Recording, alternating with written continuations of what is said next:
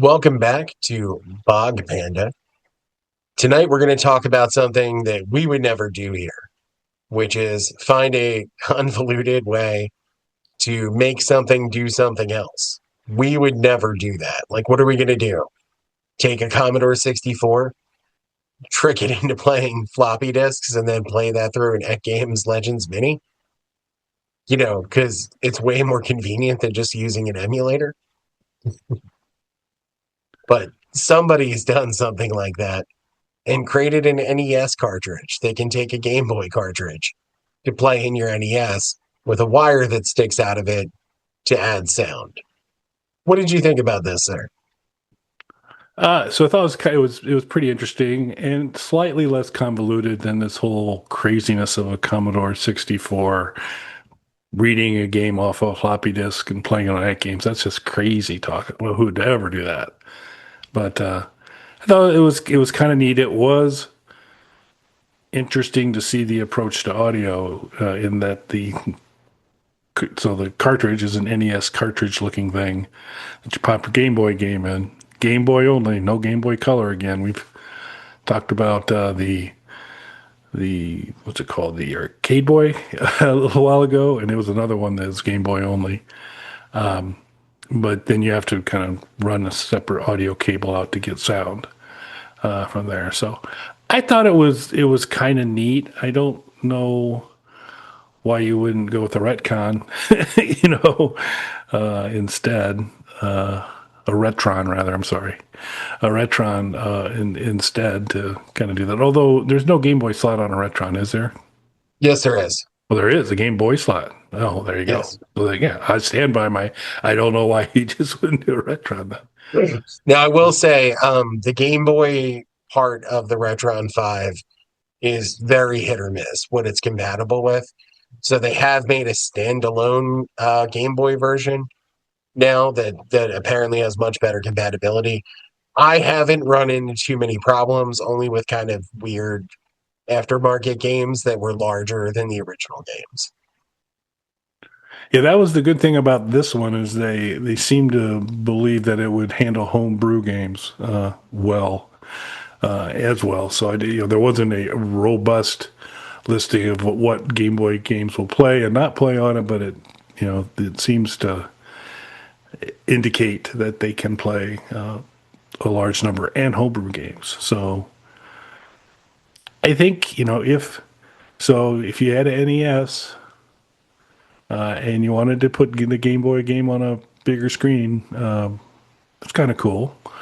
It is my understanding is right now your only kind of shopping options are things like AliExpress, and that's running $72 to $80, and it's not aluminum. So these are obviously not, because it would be $472 if it was aluminum. $1,000. That's right. But it looked kind of interesting, but it's obviously not. I don't know if this one's really skip it by it, because I mean that's kind of a. I don't have options to play Game Boy games or NES games. I can play Game Boy Color games, well, and I guess Game Boy games on my Game Boy Color, um, but yeah, I don't have too many NES options currently beyond Super Console X. So Um, it's your platform you're pretty familiar with. What are your thoughts? I suspect, and I know they were saying that it seemed to have good compatibility. I suspect that's not the case once you start branching out beyond the kind of like well-known titles. And the reason that I say that is because in the process of making Slapdash, which we initially intended to release on a physical cartridge, we ran into a problem with that because the game was actually coded from scratch, not made with any sort of game engine, which is one of the reasons there's so many aftermarket Game Boy games now. It's very easy to program for um, with GB Studio. This wasn't. This was actually programmed from scratch, and that's one of the problems we ran into. There were different Game Boy cartridges released. So the scratched program that we had for this was modeled after the original Game Boy cartridges, but those were replaced with larger cartridges that came later.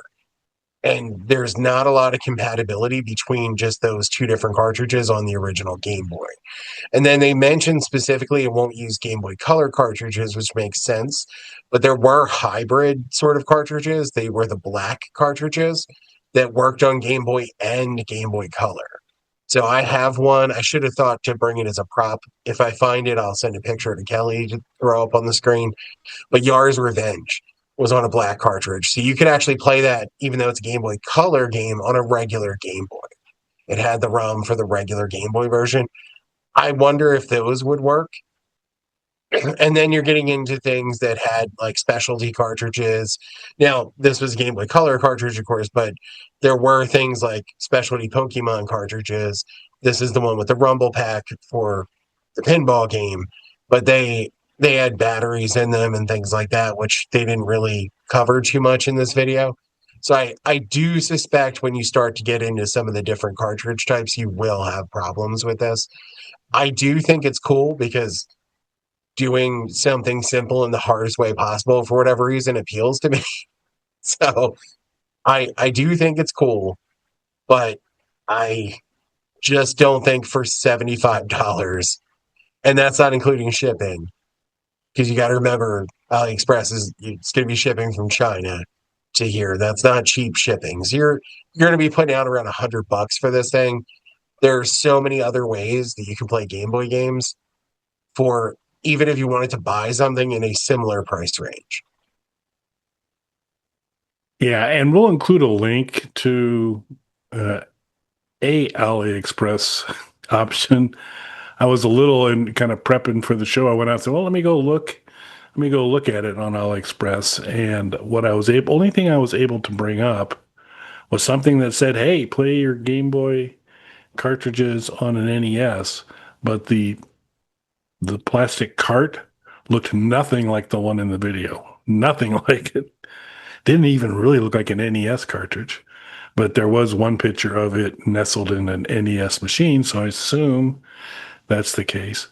But I'm not 100% sure. So this does seem to be a bit of a fringe thing. I don't know. You don't have Amazon options, I believe, right now for something like this, and so we'll have to see. But we'll include a link to something that says it does this, and of course, a link to the video as well that kind of talks through, a little bit about the product as well. Yeah, it's a skip it for me. I do think it's cool, but it's a skip it. I also don't like the wire coming out of the front of the console. Yeah, me either. It's a step above having to solder something, but I don't need a separate audio cable, so it'd be a skip it for me as well. But what we don't want you folks to skip is subscribing to the Bog Panda YouTube channel, hitting like, sharing the video, leave us a comment. We'd greatly appreciate it. Check out our homebrew games, which are mostly of the slapdash variety that Mike mentioned. So there's many different versions of that out there for the Game Boy, and all those ROMs are free. It's just yours to use. No licensing issues there, folks. Also, Doom 2 levels.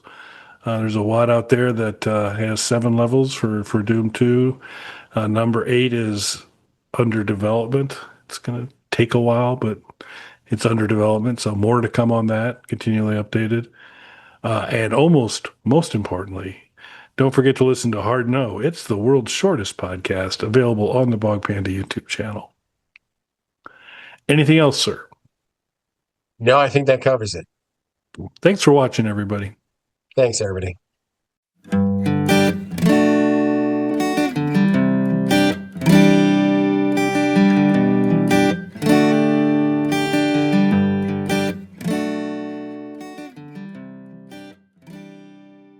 Bog Panda.